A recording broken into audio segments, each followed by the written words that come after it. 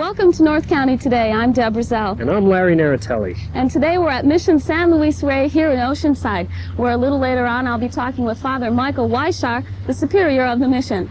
And then I'll be going out to Fallbrook to cut down my own Christmas tree for the holiday season.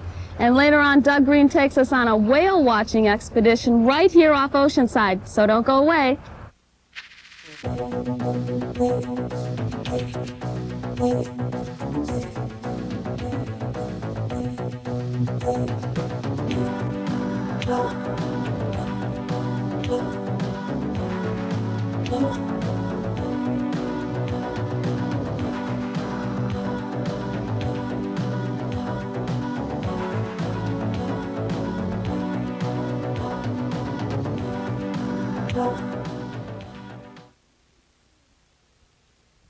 When tourists visit North County, invariably they are drawn here to Mission San Luis Rey in Oceanside.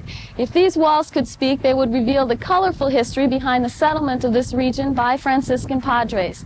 Built in 1798, Mission San Luis Rey is one of the last of 21 missions built spanning what is now the state of California.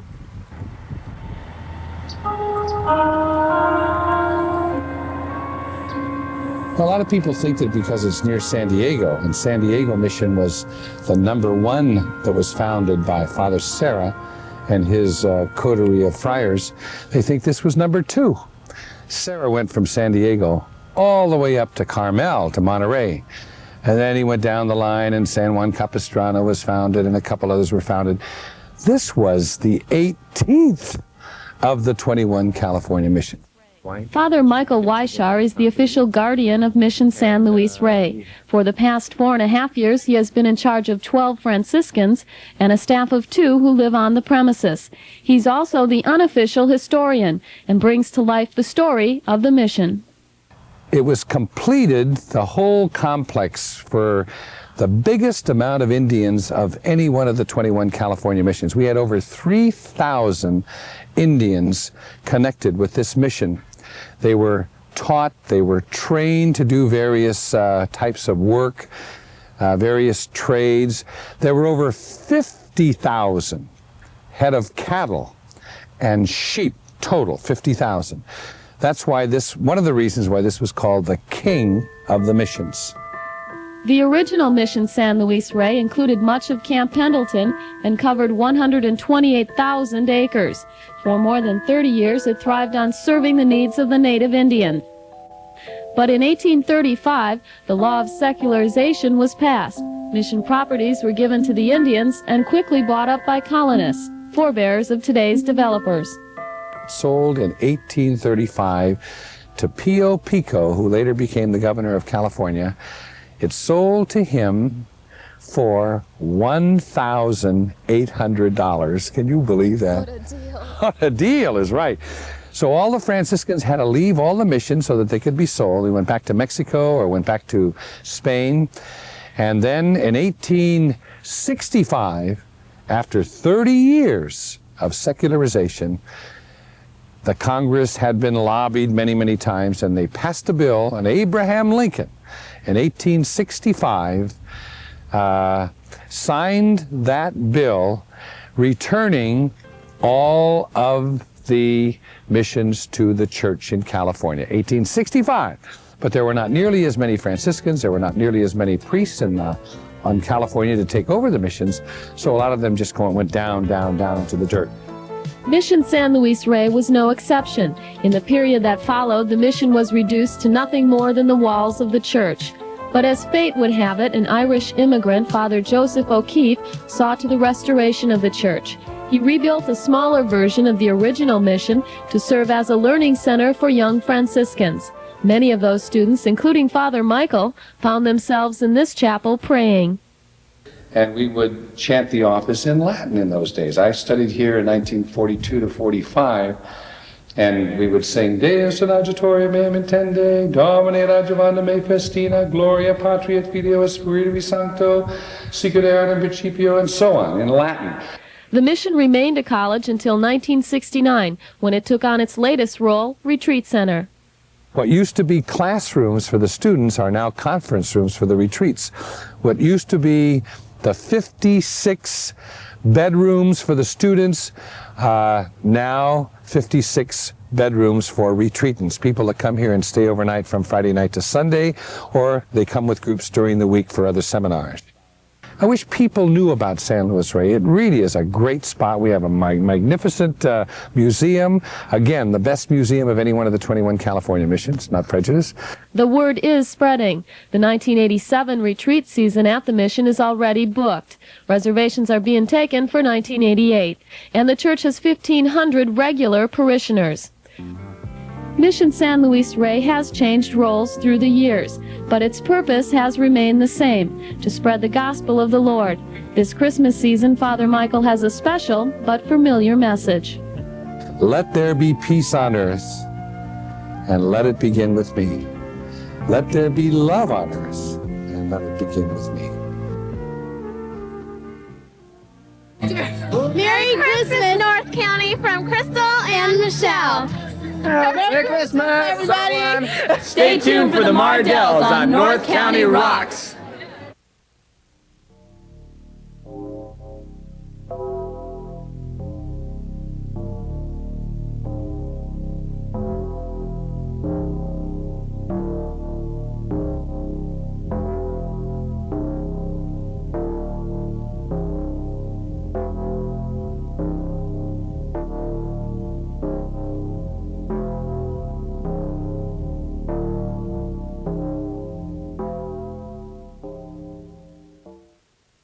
Rocking around Christmas tree at the Christmas party. One of the most exciting events of the holiday season is trying to find the best Christmas tree. This month, our roving camera is out in Bonzo on just such a mission. Families from around the countryside were out in search of the perfect Christmas tree. Well, I'm going to hunt for a tree so my kids can come out here and cut it down. Something I got to do when I was a kid that kids don't get to do too much anymore. Okay, so you're just going to reserve it Yeah, today. we didn't know about it until we just drove up that you could actually pay for them ahead of time and then come back and cut them down. What kind of a tree are you looking for? Something that's got a lot of furnace to it, I guess. It's filled in. Prices aren't too bad compared to ones you see cut down when they're paying $34 or $40 and up. I consulted with experts on the advantages of a live tree. The fresh are the best way to go. The ones you cut down, oh yeah. Oh, The yeah. ones you cut down even more so than the ones you buy. Right, yeah. Yeah, these are fresh. dry. Yeah, these are very fresh. And after the rain, these are just, you take them home, they smell so good. Oh yeah, like being out in the middle of out in the forest. So this is the perfect time to do it then. Yeah, after this rain, it's great. A fresh cut tree will last you from, I put my tree up the day after Thanksgiving, take it down the 5th of January, and I never lose a needle because they are fresh cut trees, but you do have to keep a lot of water in them. While most families were successful, some found out that the trees were going fast. All sold signs on them, yeah. So I don't think we're going to find one here, to be honest with you. Since I didn't bring my own saw, the staff assisted me upon my selection of the perfect tree. With only 1,000 trees on this farm selling at 200 trees per weekend, they'll all find a home by Christmas. Have a nice Christmas day! This is Larry Naratelli with SCV's roving camera on the road to Fallbrook. Merry Christmas, everybody!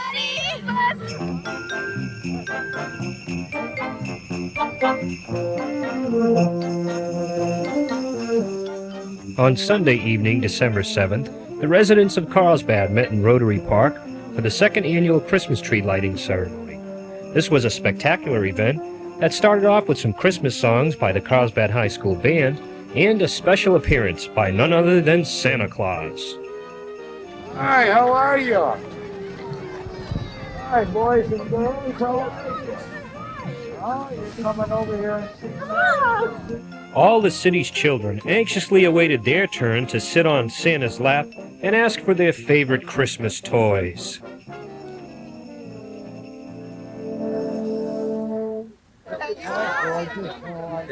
As each child took a turn with the jolly old fellow, his assistant stood right at his side, presenting candy canes to all. And what did these children ask for Christmas? Bed bugs. A new bike. I want candy canes. I want G.I. Joe. The band played on as thousands of Carlsbad's residents anxiously awaited the lighting of the famous Carlsbad Christmas tree. Rick Ryberg of the Country Store described the purpose of tonight's event. It's something that made into a really happy and social event for everyone in this town to enjoy, and that's what it's all about. We're here to give and share and provide a good time, especially for the little ones. As tree lighting time grew closer, the Carlsbad High School choral groups gathered together in preparation for their performance, each of them bundled up tightly to prevent the cold night air from hurting their voice. Jim Shepard, the director of the Carlsbad choral groups, gave us some insight into how many hours of practice went into tonight's performance. Interesting. We've thrown this together, and we had a full 45-minute rehearsal this afternoon, and that was it. But a lot of them are our high school choirs, and they've sung together before, and then we've just supplemented it with about 50 people out of the community. So it's not too bad. How do you all get to sing on key at Mr. Shepard's direction? We have practice every day at the class period. Is that the secret? Yeah. We also have a great director. Come, lift your voice in caroling. Let us go with praise, rejoice and sing in the joy of His glad tidings. In the joy of His glad tidings. The Corlear's festive harmony brought us closer and closer to the tree lighting.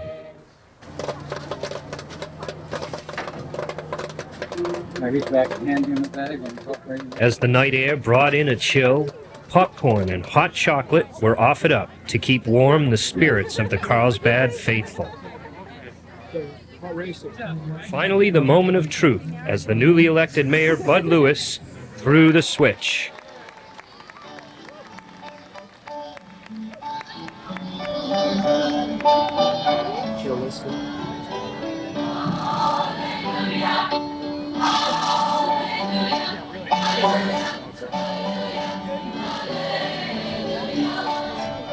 All the fuss over the small Carlsbad Christmas tree was for naught, for this tree stood tall.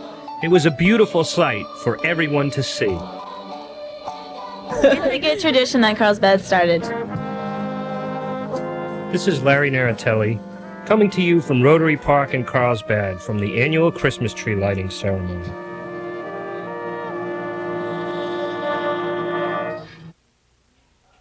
This month on Today's Voices, we ask, what does Christmas mean to you? It means love in the Christ child, I think. Christmas means giving and taking care of people. Sharing and giving and love. That's what it means to me. Oh, Santa Claus and candy canes. It means the birth of Jesus Christ. A lot of shopping. Time to be with our family. Sharing. Well, it means family and friends and getting together. Christmas is when Jesus was born, and we're celebrating Jesus' birth when He came to earth. And while it was God when He came to earth, it's a form of Jesus.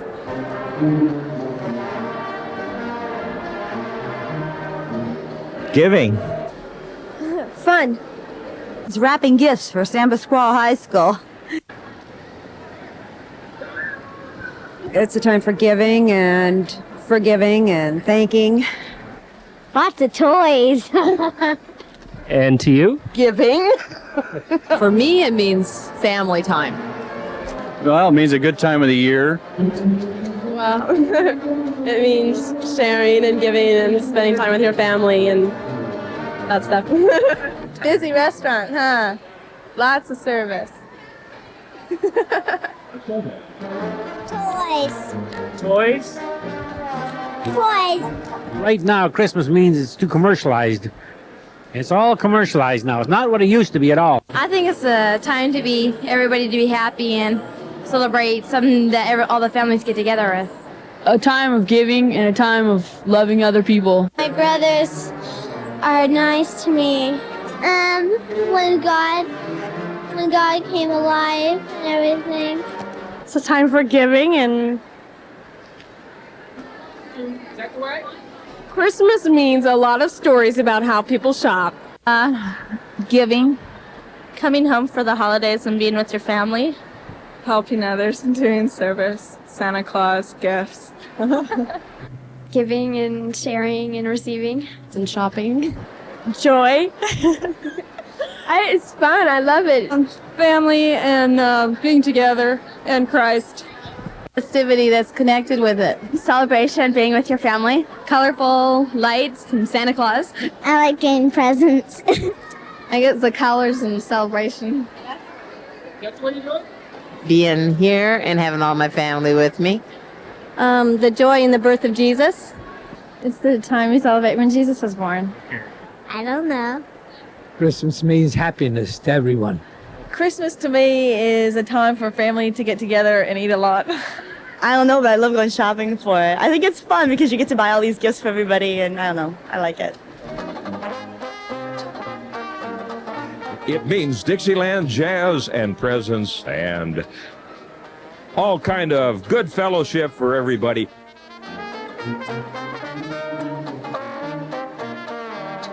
Christmas means delivering presents to all the kids in the world and making sure everybody's happy and healthy. Hi, I'm Whitney Allen, and welcome to North County Rocks. Now, in a few minutes, we're going to take a look at North County's 5 favorite songs of the month. But what we'll do first is take a look at the fabulous Mardells. We'll talk to Angel O'Brien, April Doyle, and Doug Allen of the fabulous Mardells, who specialize in music of the 50s and 60s and who keep North County dancing. Here we catch the Mardells, all 8 of them, doing what they do best, bringing North County to its feet. Now, the Mardells have been together for about 4.5 years, and lead singer Doug Allen tells us how the band got its start. I put the group together. I told the girls that I had a band and I wanted some singers. So we rehearsed for about a month, and then they wanted to see the band, which I didn't have. So I threw together some musicians on the spot, and we all showed up one day at my house. And I whispered to the guys, it's blues and C, okay? So we take off on a couple of songs, and before you know it, we started rehearsing, and in about a couple months, we were performing and getting paid for it.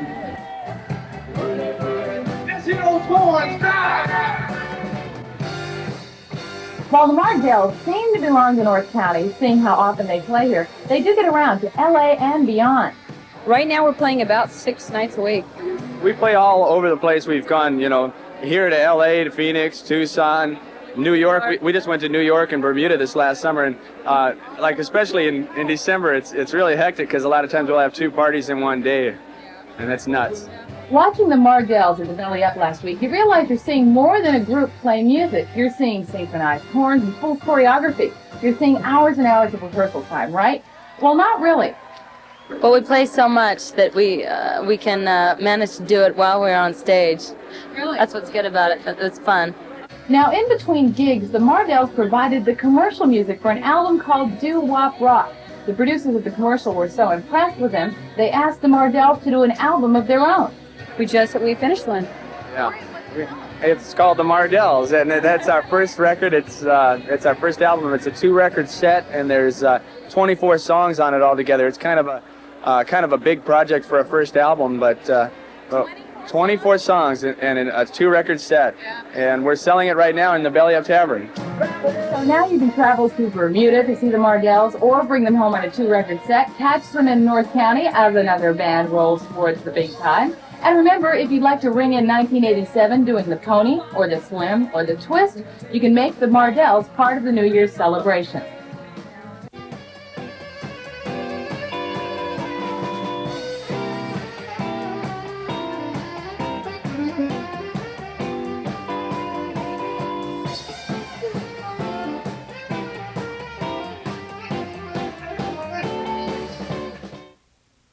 And now you know, the Mardells a fun band to watch, to listen to, and to dance to. Now let's take a look at something more current, North County's 5 favorite songs.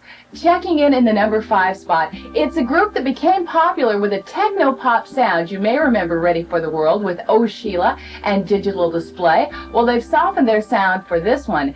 It's a song about being in love with an older woman. It's Love You Down in the number 5 spot on North County Rocks. Around the country, a lot of people just don't get these guys. They're even afraid of Run DMC. But North County knows a good beat, a good rap, and likes a good laugh. And that's why they put Run DMC's anti-alcohol abuse and anti-drug abuse song, You Be Illin', in the number 4 spot. Well, the Purple Ones, Prince, helped these ladies claim some fame when he wrote their hit Manic Monday. But they haven't had to look back at Prince yet. As a matter of fact, this song has already surpassed Manic Monday. And North County puts Walk Like an Egyptian at number 3. Now here's the 4th hit from Madonna's album True Blue. It follows in the footsteps of the title track True Blue, along with Live to Tell and Papa Don't Preach. And North County puts Open Your Heart, which actually sounds like one of Madonna's earlier songs, somewhat like Into the Groove or Holiday, as she gets grooving again with Open Your Heart at number 2. In the number 1 spot this week, it's a group that's never been heard of before, a group that's never had a hit before, and it's safe to say they'll probably never have another hit again, unless somehow Ronald Reagan gets elected to a 3rd term in office. The group is Ron and the DC Crew, and they do a perfect impression of Ronald Reagan doing the jive. It's Ronnie's Rap, and after just 1 week, North County puts Ronnie's Rap and Ron and the DC Crew in the number 1 spot. Thanks, Whitney. Now let's go to Doug Green, who's out in the Pacific Ocean, looking for the California gray whale.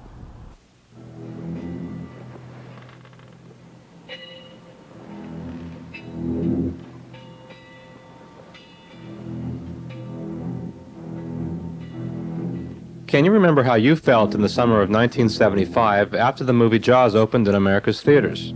If you were hesitant to venture back into the ocean's waters, you were not alone. Hi, this is Doug Green. This story is not about sharks. We're going to take a look at an equally fascinating creature, the gray whale. December marks the beginning of the annual whale watching season from Oceanside Harbor. Helgren Sport Fishing, an Oceanside Harbor-based company, is the largest whale watching excursion service in North County. They offer daily trips beginning on December 26th for those who seek to meet these creatures face to face. The whales depart the northern waters of the Bering Sea in October and begin their long journey to Baja, Mexico. Their 5,000 to 6,000 mile journey is actually near completion as they pass the North County shoreline. They are bound for the calving lagoons of Baja, Mexico. Their numbers in these lagoons are at their peak in January, February, and early March. Today, their journey through the waters of the United States will be an unthreatened one. However, only a century ago, the whales were in an entirely different situation. A seaman by the name of Captain Charles Melville Scammon searched the waters off the Pacific coast around 1857. He and his men had a fascination for the gray whale. On the brig Boston, Scammon and his men followed the migrating whales to a lagoon in Baja, Mexico, later named Scammon's Lagoon. Scammon discovered that the whales used this lagoon for calving. His discovery proved to be a whaling gold mine. For the whales, Scammon's gold mine threatened their very existence. Rapid slaughter of the gray whales nearly eliminated them from these lagoons by 1862. Thankfully, the whales survived man's threat on their lives and today migrate in abundance. The trip out of Oceanside Harbor is a scenic one. For a stop on the journey out to sea is at this buoy, which is a daytime hangout for various sizes and shapes of sea lions. To catch the gray whale's southward migration, it is not necessary to travel too far offshore. These mammals seem to follow the coastline as they navigate the 5,000-mile journey in search of warmer waters. We asked Captain George Kelly just how far offshore the whales could be spotted. They'll be anywhere from within a half mile of the beach up to 25, 30 miles offshore. Although it is not unusual to find whales traveling solo, it is more common to find pods of whales. Whales have very keen hearing, so once spotting the telltale blow or fingerprint, a calming of the water's surface, the approach must be gradual and non-threatening.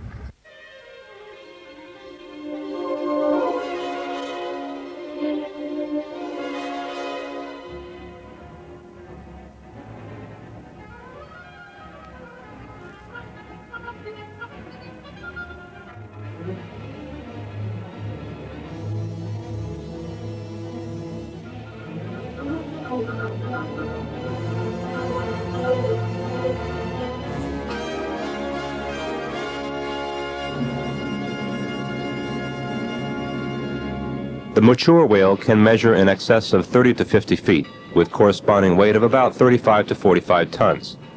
The long migration which brings the gray whales to the coasts and bays of northwest Mexico begins when the herds leave shallow summer feeding grounds of the Arctic and the Bering Sea.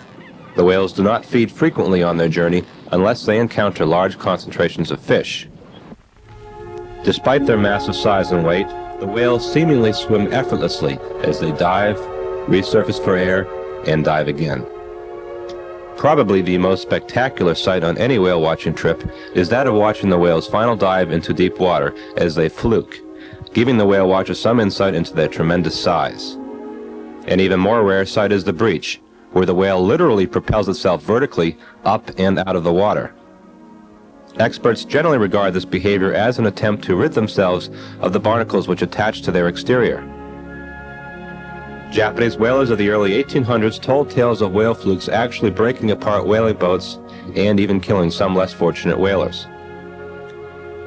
Later in the winter, after the gray whale cows have given birth and the calves grown enough to leave their lagoons, the whales begin their long journey back to the summer waters of the Antarctic, where they will arrive in May or June. On these whale watching trips, it is not uncommon to come upon other forms of sea life. Here, a pod of dolphins check out the boat and, deciding that we were friendly, proceed to entertain.